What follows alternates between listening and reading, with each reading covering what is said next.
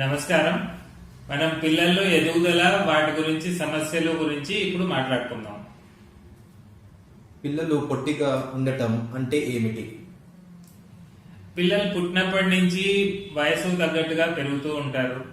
వాళ్ళు పెరుగుదలని మనం నార్మల్ గా హైట్ అనే చార్ట్, గ్రోత్ చార్ట్ అని ఉంటుంది పిల్లల్లో. ఆ గ్రోత్ చార్ట్ లో వాళ్ళ హైట్ మెజర్ చేసి వాళ్ళ ఏజ్ బట్టి ఎంత హైట్ ఉన్నారు అనేది ప్లాట్ చేస్తాం. ఆ చార్ట్ లో ప్లాట్ చేసిన తర్వాత ఒక గ్రాఫ్ ప్రకారం వాళ్ళు మిగతా పిల్లలతోటి పోలికతోటి ఎక్కువ ఉన్నారా, తక్కువ ఉన్నారా, లేక మధ్యస్థంగా ఉన్నారా అనేది తెలుస్తుంది. సో ఆ గ్రోత్ చార్ట్ లో వాళ్ళు 2 స్టాండర్డ్ డివియేషన్స్ కంటే తక్కువ ఉంటే, అంటే 95 నుంచి 99% కంటే మిగతా పిల్లలతోటి సరికాకుండా ఇంకా తక్కువ ఉంటే వాళ్ళని పొట్టి పిల్లలు అని అంటారు. సో అట్లా మనం గ్రోత్ ప్లాట్ చేస్తే చిన్నప్పటి నుంచి అది వాళ్ళ ఏజ్ బట్టి సరిగ్గా పెరుగుతున్నారా లేదా అనేది తెలుసుకొని పిల్లలు పొట్టిగా ఉన్నారు అని తెలుసుకోవచ్చు. పిల్లలు పొట్టిగా ఉన్నారు అని ఎట్లా తెలుసుకుంటారు? పొట్టిగా ఉండడానికి ఇప్పుడు చెప్పినట్టు గ్రోత్ చార్ట్ ఒకటి మానిటర్ చేస్తాము. గ్రోత్ చార్ట్ తో పాటు ఇంకా కొన్ని పారామీటర్స్ కూడా చూస్తాము. ఇంకా సిట్టింగ్ హైట్ అంటారు, లేదు daily height monitoring, daily height measurement చేసి వాళ్ళ ఏజ్ ప్రకారం ఉన్న చార్ట్ ప్రకారం వాళ్ళు తక్కువ ఉన్నారా లేదా అనేది తెలుసుకొని దాన్ని బట్టి పిల్లలు పొట్టిగా ఉన్నారు అని తెలుసుకుంటాం. పొట్టిగా ఉన్నారు అని తెలుసుకున్న తర్వాత దానికి ఉన్న కారణాలు ఏంటి అనేది కనుక్కోవాలి. సో పొట్టిగా ఉండడానికి చాలా రకాల కారణాలు ఉంటాయి. ఏదైనా హార్మోన్ లోపం వల్ల కానివ్వండి, న్యూట్రిషన్ లోపం వల్ల కానివ్వండి, ఇంకేదైనా జబ్బుల వల్ల కానివ్వండి, ఇవన్నీ కూడా ఎదుగుదలని ఎఫెక్ట్ చేస్తాయి. సో ఎదుగుదల ఎఫెక్ట్ అవ్వడానికి ఏ కారణం వల్ల ఎదుగుదల తగ్గింది అనేది చూసుకొని దాన్ని బట్టి ఫర్దర్ గా ఎవాల్యుయేషన్ చేసి ట్రీట్మెంట్ చేసుకోవాలి. పిల్లలు ఎత్తు ఏ విషయాల్లో మీద ఆధారపడి ఉంటుంది? పిల్లలు పెరగటం అనేది చాలా మటుకు తల్లిదండ్రుల హైట్ మీద ఆధారపడి ఉంటుంది. తల్లిదండ్రుల హైట్ ని కూడా మెజర్ చేస్తాం. మేము ఎప్పుడైనా పిల్లలు హైట్ పెరగట్లేదు అని ఎవరైనా తల్లిదండ్రులు పట్టుకొచ్చినప్పుడు ఫస్ట్ వాళ్ళ తల్లిదండ్రుల హైట్ కూడా చూస్తాము. ఎందుకంటే దాన్ని జెనెటిక్ పొటెన్షియల్ అంటారు. తల్లిదండ్రుల హైట్ వల్ల పిల్లలు ఎంత హైట్ పెరుగుతారు అని ఒక ఎస్టిమేషన్ వస్తుంది. దానికి ఒక ఫార్ములా ఉంటుంది. దాన్ని బట్టి పిల్లవాడు గాని అమ్మాయి గాని సరిగ్గా పెరుగుతోందా లేదా అనేది తెలుస్తుంది. మిగతా కారణాలు ఏంది, జెనెటిక్ పొటెన్షియల్ కాకుండా ఇంకొక ఇంపార్టెంట్ కారణం ఏంటంటే న్యూట్రిషన్.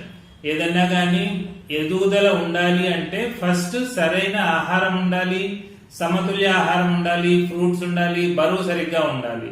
సో ఇప్పుడు ఏదైనా జబ్బు వల్ల కానివ్వండి, లేదా తినకపోవడం వల్ల కానివ్వండి, ఈ సరిగ్గా లేకపోతే బరువు చాలా తక్కువ ఉన్నారు అట్లా ఉంది అంటే అప్పుడు హైట్ కూడా తక్కువ ఎఫెక్ట్ అవుతుంది. సో అందుకోసం మిగతా ఈ కారణాల వల్ల ఇవన్నీ హైట్ ని డిసైడ్ చేస్తాయి, పిల్లలు సరిగ్గా పెరుగుతున్నారా లేదా అనేది. ఎత్తు పెంచడానికి వైద్యం ఎట్లా చేస్తారు? ఫస్ట్ ఎత్తు తక్కువ ఉంది అనేది కనుక మనం డిసైడ్ అయిన తర్వాత ముందు కొన్ని బ్లడ్ టెస్ట్లు జరుగుతాయి. ఫస్ట్ ఎగ్జామినేషన్ అవుతుంది.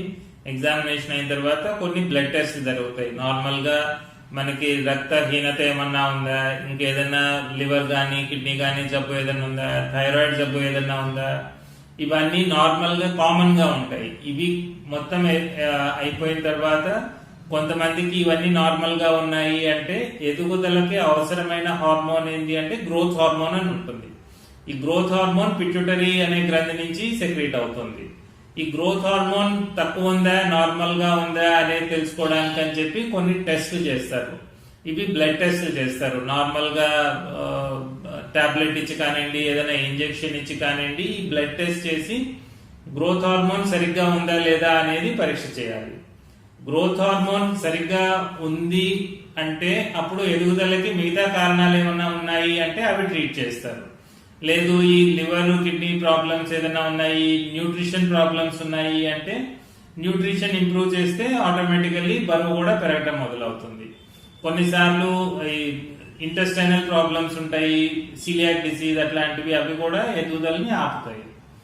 ఈ కారణాలు అన్ని ఎవాల్యుయేషన్ అయిన తర్వాత సపోజ్ మిగతావి ఏం లేదు, ఒక గ్రోత్ హార్మోనే తక్కువ ఉంది అంటే గ్రోత్ హార్మోన్ అనేది ఇంజెక్షన్ రూపంలో దొరుకుతుంది.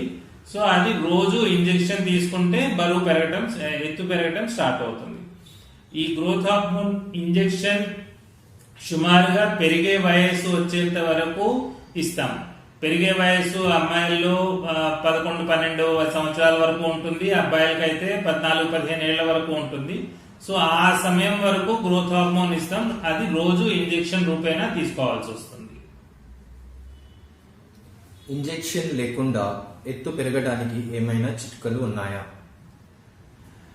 ఇంజెక్షన్స్ ఒక గ్రోత్ హార్మోన్ ఒకటే ఉంటుంది. గ్రోత్ హార్మోన్ కాకుండా సపోజ్ మనం ఇన్వెస్టిగేషన్స్ చేసినప్పుడు ఏదైనా థైరాయిడ్ హార్మోన్ ప్రాబ్లం వచ్చింది, ఆ థైరాయిడ్ టాబ్లెట్ కనుక ఇచ్చాము అంటే ఆటోమేటికల్లీ దానికి గ్రోత్ హార్మోన్ కి అవసరం లేకుండా థైరాయిడ్ జబ్బు క్లియర్ అయ్యి ఎదుగుదల పెరగడం జరుగుతుంది. వేరే ఇంకేదైనా విటమిన్స్ ప్రాబ్లం కానీ, న్యూట్రిషన్ ప్రాబ్లం కానీ, కొన్నిసార్లు రికెట్స్ అని అంటారు, విటమిన్ డి, కాల్షియం డెఫిషియన్సీ వల్ల కానివ్వండి, ఇట్లాంటి కొన్ని జబ్బుల వల్ల కూడా హైట్ ఎఫెక్ట్ అవుతుంది. అట్లా ఎఫెక్ట్ అయితే అవి టాబ్లెట్స్ రూపంలో కనుక మనం ట్రీట్మెంట్ ఇస్తే ఆ జబ్బులు నయమయ్యి ఎదుగుదల మళ్ళీ నార్మల్కి వస్తుంది. గ్రోత్ హార్మోన్ తక్కువ ఉన్న పేషెంట్స్ కి మాత్రము గ్రోత్ హార్మోన్ తప్ప ఇంకా వేరేదేది పనిచేయదు. గ్రోత్ హార్మోన్ ఇప్పటి వరకు టాబ్లెట్ ఫామ్ లో రాలేదు, అది ఓన్లీ ఇంజెక్టబుల్ ఫామ్ లోనే ఉంటుంది. సో కొన్ని చోట్ల వారానికి ఒకసారి ఇచ్చే ఇంజెక్షన్ కూడా స్టార్ట్ అయింది, కానీ ఇప్పుడు ఇక్కడ మాత్రం రోజు ఇంజెక్షనే ఉన్న సొల్యూషన్ ఉంది. టాబ్లెట్స్ మిగతా జబ్బులు ఏదైనా ఉండి అవి హైట్ పెంచడం ఆగిపోతే దానివల్ల టాబ్లెట్స్ ఇవ్వచ్చు, కానీ గ్రోత్ హార్మోన్ టాబ్లెట్స్ అయితే ఇంకా రాలేదు. ఎదుగుదల తక్కువ ఉంటే పిల్లల్ని ఎండోక్రైనాలజిస్ట్ కి, స్పెషలిస్ట్ కి ఎప్పుడు చూయించాలి? నార్మల్లీ అందరిలో అపోహ ఏముంటుందంటే చిన్నప్పటి నుంచి మన పిల్లలు పెరగట్లేదు అని అనిపించినా గానీ ఇంకా వయసు ఉందిలే, ఇంకా వయసు ఉంది, ఇంకా టైం ఉంది, పెరుగుతాడు అని చెప్పి డిలే చేస్తూ ఉంటారు. సో కొంచెం లేట్ గా పెరుగుతాడు, కొంచెం లేట్ గా వస్తుంది అని చెప్పి లేట్ గా చిన్నగా 14-15 ఏళ్ల వయసు వచ్చేంత వరకు పట్టించుకోరు. అప్పుడు తీసుకొచ్చి నాకు హైట్ పెరగాలి అని చెప్పి మీరు అప్పుడు స్పెషలిస్ట్ కి చూపిస్తే అప్పుడు ఎక్కువ ఉపయోగం ఉండదు. నార్మల్లీ అమ్మాయిలకైతే పెరిగే వయసు ఈ నెలసరి స్టార్ట్ అయ్యేటప్పటికి ఆగిపోతుంది. సో యూజువల్లీ 11-12 సంవత్సరాల వరకు అమ్మాయిలు, అబ్బాయిలకైతే 14-15 సంవత్సరాల వరకు పెరుగుతారు. ఆ తర్వాత ఇంకా ఎక్కువ పెరగడానికి స్కోప్ ఉండదు. సో హైట్ గురించి ఎప్పుడైనా కానీ అమ్మాయిలైనా అబ్బాయిలైనా 10 సంవత్సరాల లోపు మీకు ఎప్పుడు డౌట్ అనిపించినా గానీ వెంటనే చూపండి. ఎంత తొందరగా 6 నుంచి 8 ఏళ్ల వయసులో కనుక చూపిస్తే ట్రీట్మెంట్ ఒకవేళ స్టార్ట్ చేసినా దానికి చాలా ఫలితం ఉంటుంది. లేట్ స్టేజ్ లో ట్రీట్మెంట్ మనం జబ్బు కనుక్కొని ట్రీట్మెంట్ స్టార్ట్ చేసినా దానివల్ల ఎక్కువ ఉపయోగం ఉండదు. ఎంత డిలే అయితే మనం ట్రీట్మెంట్ స్టార్ట్ చేయటం, ఈ బోన్స్ అనేవి ఫ్యూజ్ అయిపోతాయి. బోన్స్ ఫ్యూజ్ అయిపోతే నిలువు పెరగడం చాలా కష్టం. ఇంకా తర్వాత ఓన్లీ అడ్డంగా పెరగలరు కానీ నిలువుగా పెరగలేరు ఇంకా. సో అందుకని చాలా చాలా ఇంపార్టెంట్. ఎర్లీ ఏజ్ లో కనుక మీకు ఎప్పుడైనా పిల్లాడు కానీ పిల్ల కానీ తక్కువగా పెరుగుతున్నారు, ఇంకా ఇంప్రూవ్మెంట్ రావట్లేదు, లేదు మిగతా మిగతా అన్నదమ్ములు అక్క చెల్లెలతోటి కంపేర్ చేసుకున్నా సరిగ్గా పెరగట్లేదు అనిపిస్తే ఎంత తొందర అయితే అంత తొందరగా చూపిండి. దానివల్ల చాలా బెనిఫిట్ ఉంటుంది ట్రీట్మెంట్ ఇచ్చినా కానీ. పిల్లలు పొడుగ్గా ఉండడం అంటే ఏమిటి? కొంతమందికి ఇప్పుడు నార్మల్ గా అందరికి కన్సర్న్ ఏముంటుంది అంటే పిల్లాడు పొట్టిగా ఉన్నాడు అనే ఎక్కువ కన్సర్న్ ఉంటుంది. కానీ కొన్నిసార్లు కొన్ని కండిషన్స్ లో ఏమవుతుంది అంటే పిల్లలు ఉండాల్సిన హైట్ కంటే ఎక్కువ పెరుగుతారు. సడన్ గా ర్యాపిడ్ గా పెరగటం మొదలు పెడతారు. ఎక్కువ పెరుగుతున్నారు చిన్నప్పుడు అంటే కొన్ని హార్మోన్ కండిషన్స్ వల్ల ఎక్కువ అవుతుంది. అది కూడా ఎట్లా చేస్తాము? మన మామూలు గ్రోత్ చార్ట్, నేను ఇంతకుముందు చెప్పినట్టు గ్రోత్ చార్ట్స్ లో మానిటర్ చేస్తాము. వాళ్ళ హైట్ వేసి ఏజ్ క్యాలిక్యులేట్ చేసి డేట్ ఆఫ్ బర్త్ తోటి ఆ హైట్ ప్రకారం వాళ్ళు వయసుకు తగ్గట్టుగా ఎత్తు ఉన్నారా లేదా అనేది చూసుకొని వయసు కాకుండా ఎక్కువ పెరుగుతున్నారు అంటే అప్పుడు అది అబ్నార్మల్ అని డిసైడ్ చేస్తాం. సో అట్లా గ్రోత్ చార్ట్ బట్టి డిసైడ్ చేస్తాం. పిల్లలు పొడుగ్గా ఉన్నారు అని ఎట్లా తెలుస్తుంది? గ్రోత్ చార్ట్ లో మనం ప్లాట్ చేసి రెగ్యులర్ గా ట్రాకింగ్ చేస్తే ఆ 3 నెలలకి 6 నెలలకి హైట్ మెజర్మెంట్ చేసుకుంటూ సడన్ గా ఎప్పుడైనా గానీ ఎక్కువ పెరగటం మొదలైందా, లేక ఇంతకు ముందు నార్మల్ గా పెరుగుతున్న పిల్లవాడు గాని అమ్మాయి గాని సడన్ గా ఎక్కువ ర్యాపిడ్ గా పెరగటం మొదలు పెట్టారా, అది తల్లిదండ్రులకి కనిపిస్తుంది. ప్లస్ మనం గ్రోత్ చార్ట్ లో ప్లాట్ చేస్తే దాన్ని బట్టి తెలుస్తుంది. సో గ్రోత్ చార్ట్స్ లో ఎప్పుడైనా గానీ 2 స్టాండర్డ్ డివియేషన్స్ కంటే ఎక్కువ ఉన్నారు అంటే వాళ్ళు ఎక్కువ హైట్ ఉన్నారు అని చెప్పొచ్చు. దానికి తగ్గ కారణాలు ఏంటి అనేది కనుక్కొని ఎందువల్ల అట్లా హైట్ పెరుగుతున్నారు అనేది చూసుకొని దానికి తగ్గ ట్రీట్మెంట్ ఇస్తే బెటర్ ఉంటుంది. ఎత్తు తగ్గించడానికి ఏమైనా మందులు ఉన్నాయా? ముందు ఎత్తు సడన్ గా ఎందుకు పెరుగుతున్నారు అనే దానికోసమని కారణం కనుక్కోవాలి. కొన్ని ఇంపార్టెంట్ కారణాలు హార్మోన్స్ ఎక్సెస్ వల్ల, గ్రోత్ హార్మోన్ చిన్నప్పుడు కనుక ఎక్కువ ప్రొడ్యూస్ అవుతుంటే బాడీలో పిల్లలు హైట్ ఎక్కువ పెరగటం మొదలవుతారు. ఇంకొకటి ఏమవుతుందంటే ఇంకో కండిషన్ ప్యూబర్టీ అనేది ప్రికాషియస్ గా వస్తే, అంటే తొందరగా కనుక వస్తే, ఇప్పుడు నార్మల్లీ పెద్ద మనిషి అవటం అంటారు. ప్యూబర్టీ అనేది ఆడవాళ్ళకి 10-11 సంవత్సరాల మధ్య జరుగుతుంది. అప్పుడు కొంచెం అందరికి హైట్ సడన్ గా పెరుగుతారు. అది ఒకవేళ తొందరగా మొదలయ్యి 5-6 ఏళ్లప్పుడు కనుక వచ్చింది అంటే సడన్ గా హైట్ ఎక్కువ కనపడుతుంటుంది. సో ఎక్కువ హైట్ మారటం జరిగితే ఈ హార్మోన్స్ వల్ల ఏమన్నా ఇబ్బందులు ఉన్నాయా అనేది ఇన్వెస్టిగేట్ చేసి ఆ కారణం ఏంటి అనేది కనుక్కొని, ఒకవేళ గ్రోత్ హార్మోన్ కనుక ఎక్సెస్ అయితే ఎందువల్ల గ్రోత్ హార్మోన్ ఎక్కడి నుంచి వస్తుంది, యూజువల్లీ పిట్యూటరీ నుంచి వస్తుంది. సో దానివల్ల ఎక్కడ ఇన్వెస్టిగేషన్స్ చేయాల్సి వస్తుంది. ఒకవేళ ప్యూబర్టీ అనేది ఎక్కువ తొందరగా వచ్చిందా అనేది చూసుకొని దానికి తగ్గ బ్లడ్ టెస్ట్లు, కొన్ని ఇంజెక్షన్లు ఇచ్చిన తర్వాత కొన్ని బ్లడ్ శాంపుల్స్ చూసి ఎందుకు ఏ కారణం వల్ల హైట్ ఇట్లా ర్యాపిడ్ గా పెరుగుతోంది అనేది డిసైడ్ చేసుకొని దాన్ని బట్టి ట్రీట్మెంట్ తీసుకోవాల్సి వస్తుంది. పిల్లల్లో ఊబకాయం మరియు ఎదుగుదల మధ్య ఏమైనా సంబంధం ఉందా?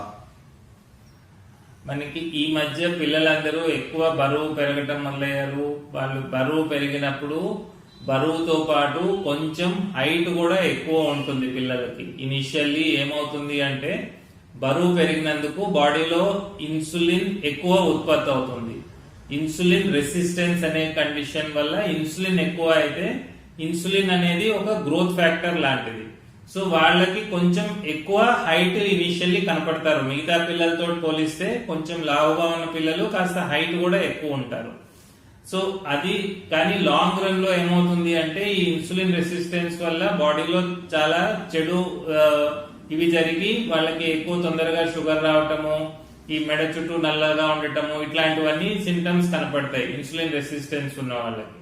సో ఎదుగుదల కొంచెం ఎక్కువ బరువు ఉన్న వాళ్ళకి ఫస్ట్ లో కొంచెం ఎక్కువ అనిపించిన తర్వాత లాంగ్ రన్ లో దానివల్ల వచ్చే దుష్ఫలితాలు ఎక్కువ. సో ఇంకొక ఇంపార్టెంట్ ఏంటంటే ఎప్పుడైనా బరువు ఎక్కువ ఉన్న పిల్లవాడు కానీ అమ్మాయి కానీ హైట్ ఎక్కువ లేదు అంటే వాళ్ళకి గ్యారంటీగా ఏదైనా జబ్బు ఉండుంటుంది. ఎండోక్రైన్ కారణం కానివ్వండి, హార్మోన్ ఏదైనా తేడా ఉండడం వల్ల గ్యారంటీగా జబ్బు ఉంది అనేది ఒక ఇన్ఫర్మేషన్ తెలుస్తుంది.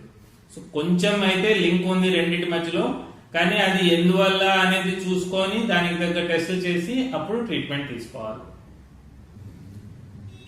ఎదుగుదల ఎక్కువ ఉంటే పిల్లల్ని ఎండోక్రినాలజీ స్పెషలిస్ట్ కి ఎప్పుడు చూపించాలి?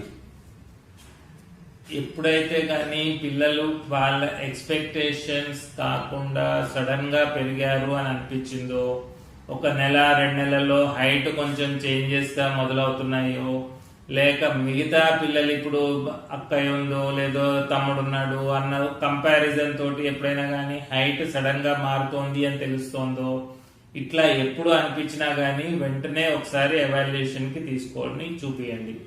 ఎందుకు అంటే లేట్ స్టేజెస్ లో ఏది డయాగ్నోస్ చేసినా గానీ దాని ఎఫెక్ట్ అంత కరెక్ట్ గా ఉండదు, అంత రికవరీ అంత కరెక్ట్ గా ఉండదు.